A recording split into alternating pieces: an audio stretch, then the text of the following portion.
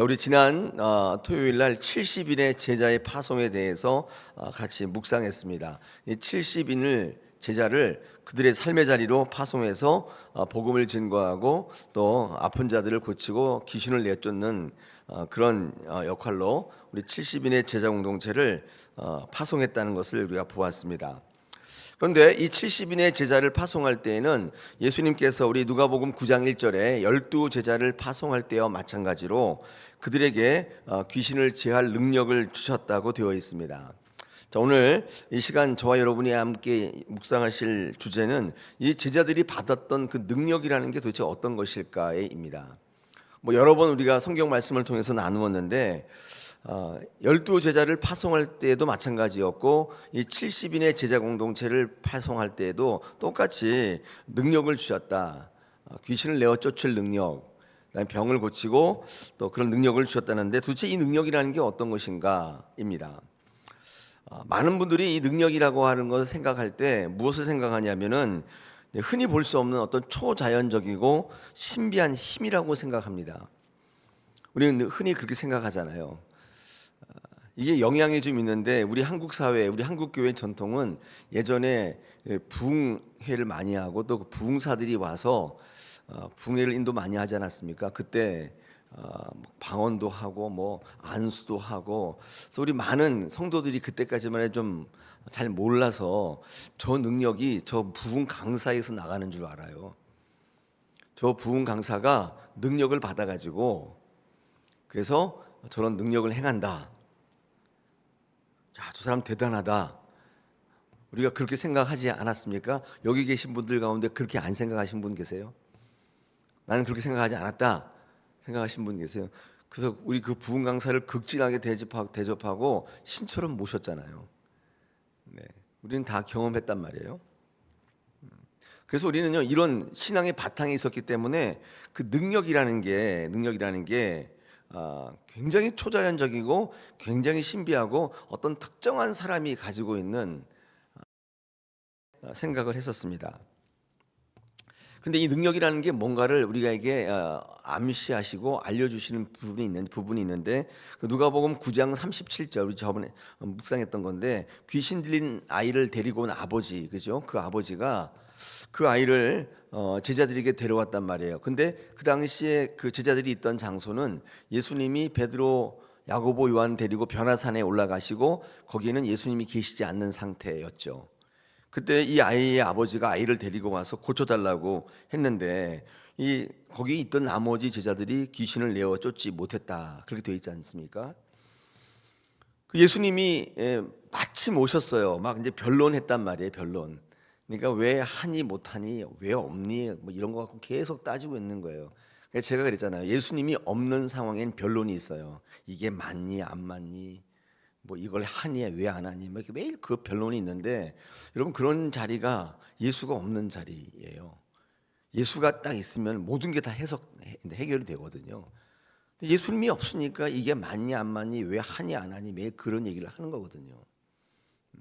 그러니까 그 예수님이 부재한 자리에 귀신 들린 아이의 아버지가 와서 그 남은 제자들과 고쳐달라고 하니까 왜 못하냐, 당신 진짜냐 가짜냐, 이런 얘기를 계속 변론을 하고 있었을 때 예수님이 딱 오셨어요. 그때 예수님께서 변론하는 것을 보시고 무엇 때문에 이렇게 변론하느냐, 우리 마가복음의 병행구절에서 그랬더니 귀신을 내어 쫓지 못합니다. 그랬더니 예수님께서 뭐라고 하셨냐면, 오늘 누가복음에도 마찬가지입니다. 9장 41절 같은 데 보니까 이렇게 말씀하시는데, 믿음이 없고 패역한 세대요, 내가 얼마나 너희와 함께 있으며 너희에게 참으리요, 이렇게 지적하시면서 꾸짖으셨어요. 그러면서 그 아이를 불러오라고 하시고 바로 귀신을 내어 쫓아 주시는 것이죠. 이후에 제자들이 예수님께 왜 우리는 귀신을 내어 쫓는 능력이 없었는가, 이 질문을 하죠. 왜 우리는 능히 못했습니까? 라고 할 때 예수님께서 너희가 그런 능력이 없었던 것은 내가 너희와 늘 함께 있다는 사실을 믿지 않았기 때문이다. 아까 얘기했죠. 내가 얼마나 너희와 함께 있으리요. 패역한 세대요. 이 믿음이 없고 패역한 세대요. 내가 얼마나 너희와 함께 있으리요. 내가 얼마나 너희를 좀 봐줘야 되겠냐. 매일 그렇게 믿음이 없이 굴고 믿음이 없이 얘기하고 매일 변론하고 있는 너희를 내가 언제까지 봐줘야 되겠느냐? 왜 내가 너희와 늘 함께 있다는 사실을 믿지 않았느냐? 비록 내가 지금 변화산에 가고 물리적으로는 너희와 함께 있지 않았지만은 그러나 내가 너희와 늘 함께 있다고 하는 약속의 말씀을 너희가 듣지 않았느냐? 너희가 그 말씀을 믿었다면 물리적으로 내가 너희 옆에 없다 할지라도 내가 너희와 항상 함께 있다는 사실을 믿었어야 되지 않냐? 사랑하는 제자들이여, 그게 너희의 능력이다. 이렇게 말씀하신 거죠.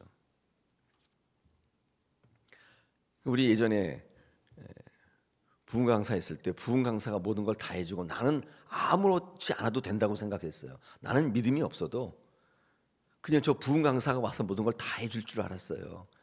그게 우리 한국 교회가 사실 좀 바람직하지 않은 신앙, 어떤 사람에게 집중하는 신앙이었던 거예요. 나와 예수님이 함께 하시면 나에게도 그 믿음이 있다면 그게 능력이 된다는 사실을 예수님이 그걸 지적하셨어요. 왜 내가 너희와 항상 함께 했다는 사실을 몰랐느냐? 이 말은요, 그 믿음을 왜 갖지 못했느냐는 말인데, 그거는 그 믿음은 훈련해야 생기는 거예요. 어느 날 갑자기 가만히 앉아 있고 능력 있는 강사가 와서 뭐 하면 뭐 성령 받고 그런 게 아니에요. 그들은 말을 전하는 것뿐이고 이 자리에 항상 하나님이 함께 계신다는 사실을 알아야 한다. 그게 복음서의 주제라고 그랬잖아요. 마태복음 시작도 임마누엘, 끝도 임마누엘. 내가 너희와 항상 함께하리라. 이 사실을 믿어야 된다. 근데 신앙생활에 보니까 그게 안 믿기잖아요. 힘들잖아요. 부담스럽잖아요. 귀찮잖아요. 누구에게 자꾸 의지하는 거예요. 내가 그 사실을 믿어야 되는데 그 사실을 믿으려면 훈련 받으셔야 돼요. 자꾸 하고 싶지 않아도 있잖아요. 해보라고 하면 자꾸만 해보고요. 그 훈련이 되면 어떤 결과가 있냐, 어떤 믿음이 생기냐면 나와 주님이 늘 동행하고 계신다는 사실을 이제 알게 된다 그 말이에요. 그러면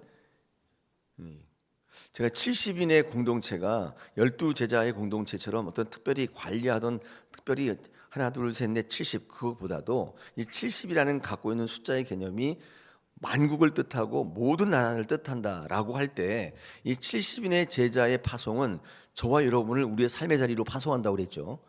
그들 똑같아요. 그들도 12제자와 똑같이 귀신을 제어하고 병자들을 고치는 능력이 있는데 그 능력이 어디서 오느냐? 그게 뭐냐? 예수님이 늘 나와 함께 하신다는 믿음이에요. 그게 그 능력이 된다는 말이에요. 오늘 성경 말씀에 패역한 세대라는 게 뭐냐? 그 보이는 것만 믿고 자기 생각에만 의존하는, 주의 약속의 말씀은 개의치 않는, 알지 못하는, 관심 갖지 않는, 믿음이 필요 없다고 생각하는 그 세대들이에요. 눈 보는 것만 보는 거예요. 자기 생각에만 의존하는 거예요. 예수님의 그 약속의 말씀을 기억하지 못해요. 왜요? 듣지 않고 몰라요. 그게 패역한 세대예요. 예수가 지금 내 옆에 계시지 않으니까 예수가 없다고 생각하는 보이잖아요. 지금 예수님은 이를 지적하면서 믿음이 없다고 얘기하셨고 또 그렇게 생각하는 당시의 많은 이들의 영적 상태가 패역한 것이다, 이렇게 말씀을 하신 것입니다. 여러분, 그렇다면 온전한 믿음이라는 건 도대체 뭘까요? 온전한 믿음이 뭐냐면 이런 예수님의 약속의 말씀을 의지해서 힘들고 어렵지만은 두렵고 떨리지만은 주님이 언제나 우리와 함께 계신다는 그 믿음을 가지고 살아가는 거예요. 여러분, 이것이 능력이 되는 거예요.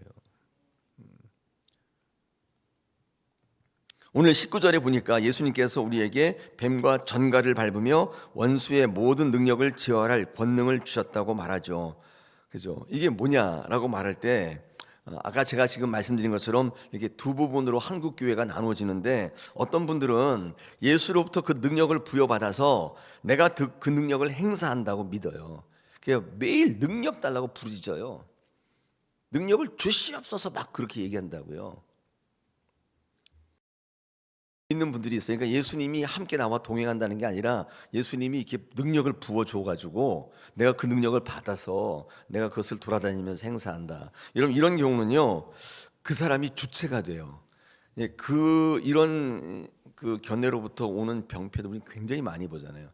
그 사람이 신격화되고 그 사람이 뭔가를 하는 것처럼 군림하게 되죠. 예수가 없어도 내가 할 수 있다고 생각해. 이미 받았으니까.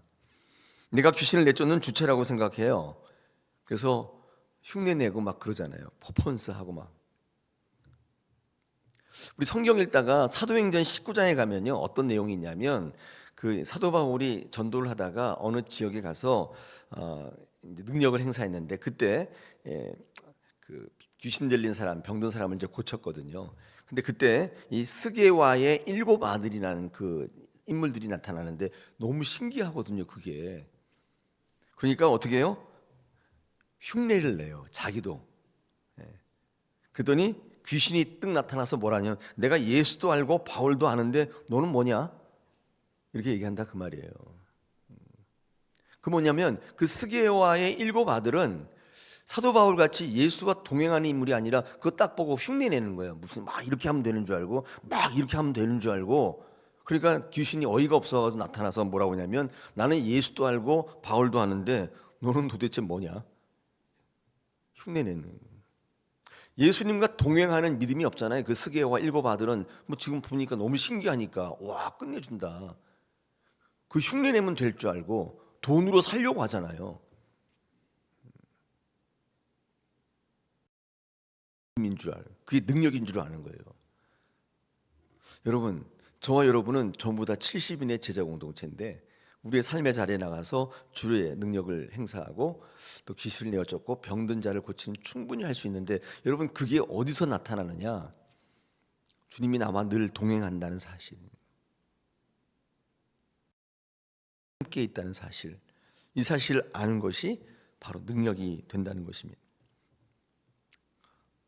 또 어떤 사람들은 그렇게 해서 예수님과 별도로 어떤 능력을 부여받는 것이 아니라 예수와 함께 있을 때 그것이 능력이 된다는 견해를 이제 가지는 것이죠. 그래서 어떤 신앙이든지 예수와 늘 함께 하기 위해서, 오늘 찬양한 것처럼 좀 더 가까이 가기 위해서, 그러니까 예수님이 늘 나와 동행한다는 사실은요, 아까도 말씀드렸듯이 교회 오고 성경책 가지고 교회 오니까 저절로 아는 사실이 아니에요, 여러분. 그것은 예수님을 더 잘 알아가고 예수님이 어떤 분이신지를 더욱더 체험하고 그럴 때 비로소 생기는 믿음인데, 예수님이 계시는 것을 믿는다는 것과 예수님이 나와 동행한다는 사실은 별개라고 그랬잖아요. 기억나시죠? 우리 집에 가면 지금 아버지가 계신다는 걸 믿지 않는 분은 없잖아요. 그런데 그 아버지가 나랑 늘 동행한다는 사실을 믿는 분은 많지 않아요. 그건 별개의 거예요. 별개의 거. 그 동행한다는 믿음은 훈련으로 쌓이는 거고 하나님을 더 잘 알아감으로 생기는 거지, 그냥 가만히 앉아 계시면 어느 날 갑자기 생기는 게 아니에요. 여러분, 체험이라는 것도 그렇게 되는 체험이 아니에요. 알아갈 때 생기는 거예요. 그냥 가만히 있으니까 막 체험을 해서 하나님을 아는데, 그럼 어떻게 하냐면 아까 내가 능력 받았다고 생각해요. 근데 그런 분들이 속출해요. 자기가 능력의 주체자이고 행사자인 줄 알아요. 사랑하는 여러분, 오늘도 우리는 불확실한 시대, 예측이 불가능한 시대에 살고 있어요. 이때 가장 강력한 능력이 뭐냐? 그 현장에 예수님과 함께 있다는 것을 믿는 거예요. 두려움이 없어요. 나의 뒤에 계시는데 뭐가 두려워? 그러니까 큰 소리 빵빵 치는 거예요. 다윗처럼 골리앗 앞에 섰을 때 얼마나 두려웠겠어요. 근데 다윗이 소리칠 수 있었던 것은 본인의 능력이 있는 게 아니라 내 뒤에 하나님이 계신다는 사실을 알았기 때문에 그 조그만 목동 다윗이 거대한 거구 골리앗 소리를 치는 거예요. 그게 능력인 것입니다. 그게 여러분의 믿음이에요.